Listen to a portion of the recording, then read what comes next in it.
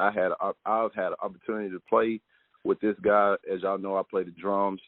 It all started at church, meeting this guy. You know what I'm saying? And he's definitely been, somebody I've looked up to, somebody that I've, just had an opportunity just to be able to play with. And he is an awesome musician. I want to bring him in, Mr. Malcolm Payton. What's up, my friend? How you doing this morning? What's going on, T. Smiley? What's going on, man? Listen, man. Your music got the lines lit up over here, man. I'm telling you, man. I know some people that's on right now that's probably like, oh man, where's this music at, man? What's going on? How you feeling this morning? Man, look here. I am feeling wonderful. I'm feeling great, and man, I'm just happy about the opportunity to even come out and be on this podcast and just to be part of it at all, man. I mean, like you said, we go way back, and we go way back. 2010, I think. Yeah. Yeah, it's been that long. Wow. It's been that long. Man, that's awesome. That's awesome. And to see you doing your thing, man. When I seen you had your album out on Instagram, man, I was like, oh my goodness. We have a guy. Listen, before I get started, before we go get further started, I have a DJ by the name of DJ Rich, and he said this music is jamming. So just to let you know, we got some people that's listening, and they're excited, man. So I wanna let you get started. Let's talk about the beginning, like how you got started playing the guitar, the making of Mr. Malcolm Payton, you know what I'm saying? Like, let's talk about the beginning, like how you got started. Let's talk about, some ups and downs. Let's talk about, this album that you've worked with. Any way you want to start, go ahead. You got the floor. Well, how much time do you have? But, Listen, I got started. We got all the time we need. You're good. All right. Well, hey, look, my music started pretty much when I was a baby, man. I mean, I'm from a town called Hattiesburg, Mississippi. And that's where all my music started, from a baby. My dad is and still is a guitarist. My mom was a singer. I have brothers and sisters but the brothers play instruments and the sisters sing. And so as a child, man, I was birthed into music. I mean, I used to literally hang on to my mom's coattail as she was up singing, because, they do a lot of quartet music down in Hattiesburg and in Mississippi overall. So that's where my start of music came from. The love, I wanted to be a drummer like way back in the days, but I never really pursued it much. And so that's where the start came from. I remember maybe back in 2010. I remember when you first came. You were you had a you got on the set. You got on the set a couple of times, and I heard you. But the guitar is one of the things that that I know you had a passion for, because when I heard you on the drums, I was like, okay, all right, I see you. But then when I heard you on the guitar, on the lead guitar, I was like, okay, yeah. All right, I think it's yes, sir.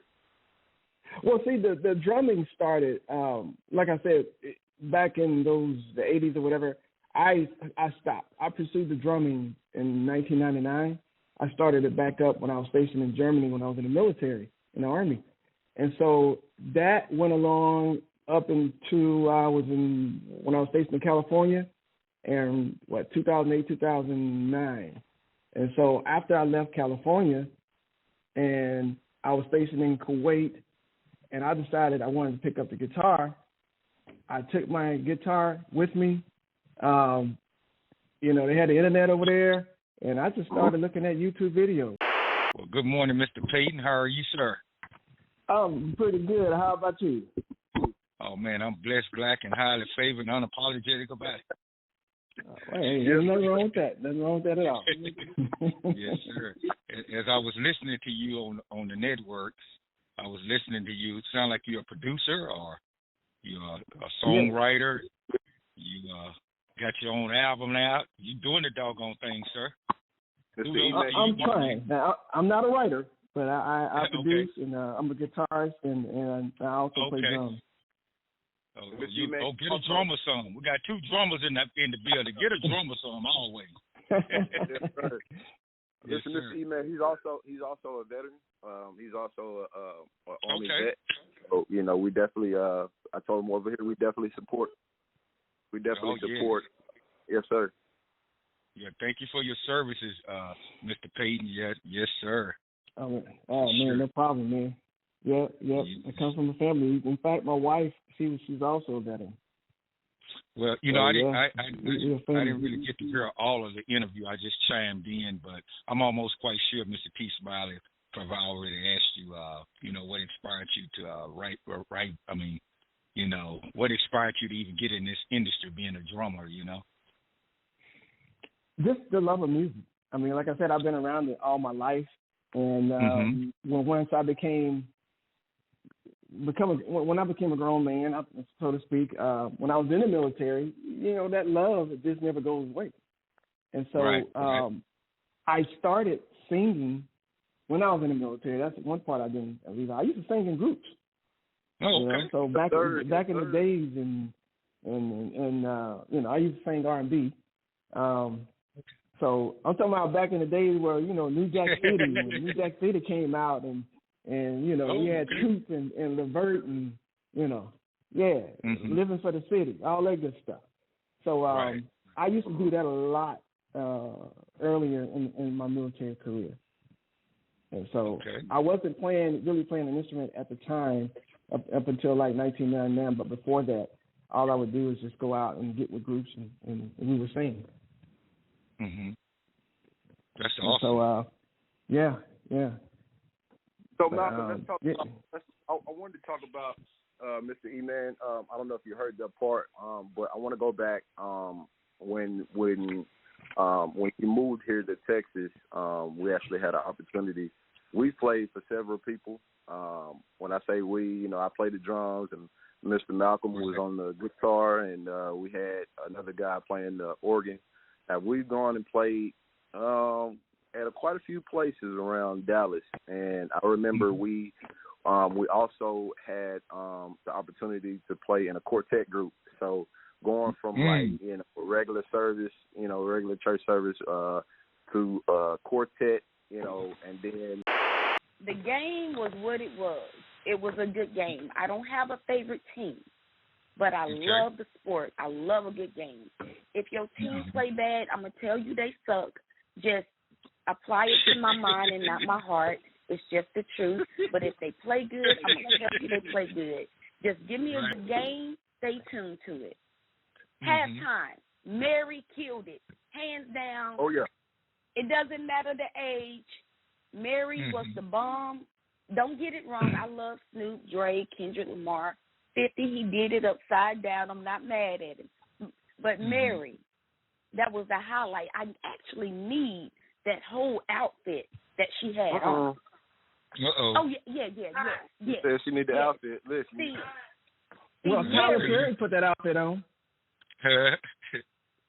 Did y'all see the picture that Tyler Perry? Tyler Perry put that same outfit on. Stop lying. It's out on Instagram. Y'all got to look at it. It's hilarious. Wow. Oh, wow. Check it out. I'm going to have to check that one out. Mary rocked that show so much. She could have did it. She could have did the whole halftime show by herself. No shade, because Snoop Dogg's one of my favorite artists. Now, what is interesting, I don't know if anybody knows this, but I ain't trying to throw this out there like that, but I guess I am. Several days prior to the Super Bowl, there was an allegation of a sexual assault against Snoop Dogg. Right. Yes, and he got to perform anyway. Even though the allegation was out there, right? It's an alleged allegation. I wasn't there. I don't know. I don't even know all the details, but the allegation is out there. He got to perform anyway. It's alleged that Mary J. Blige did not get paid for her fabulous performance. Run that by me again, Miss Davis. It was alleged that Mary J. Blige did not get paid for that fabulous performance. So I want to ask you guys a question. If she did not get paid, was the